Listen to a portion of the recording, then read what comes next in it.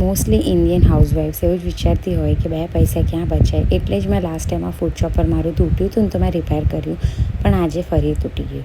પણ આજે મારા પાસે ટાઈમ નહોતો કે હું રિપેર કરું, એટલે આજે તો મેં નહોતું કર્યું, પણ નેક્સ્ટ ડે મેં રિપેર કર્યું પણ એ ના થયું. એટલે હવે હું ફરી પાછી રિપેર કરવા બેસવાની છું એને, બિકોઝ પૈસા તો ગમે ત્યાં બચાવવા. અને આજે હું બનાવું છું મકાઈના વડા, બિકોઝ આજે થઈ છઠ અને કાલે છે સાતમ.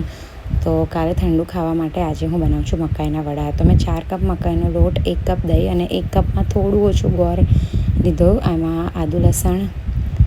આદુ અને મરચાંની પેસ્ટ મેં એડ કરી, જે મેં કચરાઈ, અજમો, તલ અને બેકિંગ સોડા નાખીને એનો મેં લોટ બાંધી દીધો. અને આ લોટમાં થોડું જ હું પાણી લેતી હતી, બિકોઝ આને બહુ ઢીલો નહોતો કરવાનો અને બહુ કઠણ બી નહોતો બાંધવાનો. અને ઇન બિટવીન મેં જીએનસીને ખવડાવીને બી આવી ગઈ. અને આ રેસીપી મેં મારા સસરાને પૂછીને કરી છે, એન્ડ એમને કોન્સ્ટન્ટ મારા જોડે ફોન ચાલુ રાખ્યો જોવા માટે કે મેં કેવી રીતના મસલું છું, બરાબર મસલું છું કે નહીં મસળતી. તો એમના જ સપોર્ટથી મેં આજે ફાઇનલી આ મકાઈના વડા બનાવી દીધા હતા, એન્ડ બહુ જ ટેસ્ટી બન્યા હતા. એન્ડ હા, મેં આમાં મીઠું બી એડ કર્યું હતું, એ તો ઓબ્વિયસલી આપણે એડ કરવાનું જ હોય. અને પછી મેં તેલ ગરમ કરવા મૂકી દીધું ને હાથથી જ થાબડીને બહુ પતલા નહીં, બહુ જાડા નહીં, એવા મેં વડા રેડી કરી દીધા. અને પછી જેવું તેલ ગરમ થયું એવા મેં વડા તળવા મૂકી દીધા.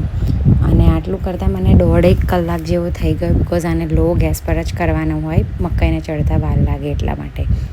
એટલે મેં મકાઈના વડા કર્યા, પછી મેં જોડે શક્કરપારા અને થોડીક પૂરીઓ બી બનાવી હતી સેફ સાઈડ માટે, બિકોઝ જો બહુ મકાઈનો લોટ આમ પચવું મુશ્કેલ પડે, એટલે જ અંદર આપણે અજમો નાખતા હોઈએ છીએ. એટલે મેં જોડે સેફ સાઈડ માટે પૂરી બી બનાવી હતી, બિકોઝ જીએનસી બહુ વડા નહીં ખાય. અને જોડે મેં પછી વિચાર્યું હતું કે હું સાંજે કદાચ રોટલી શાક બનાવવાની હતી, પણ પછી મેં દાલ ફ્રાય જીરા રાઈસ બનાવી દીધા, બિકોઝ નેક્સ્ટ ડે જીએનસી બપોરે શું ખાત એવું વિચારીને, કારણ કે હું ગેસ તો સહેજ બી ચાલુ નથી કરવાની. એટલે પછી મેં જીરા રાઈસ મૂકી દીધા અને દાળને પલાળવા મૂકી દીધી હતી. અને આ જેટલા બી વાસણ થયા એ મેં ઘસી કાઢ્યા, બિકોઝ એઝ યુઝ્યુઅલ ઘર નાનું છે, એટલે પછી બહુ મેસ લાગે ને, કામ કરવાનું ના ગમે. એટલે જેમ બને ને એટલી જગ્યા ફટાફટ હું કરી દઉં.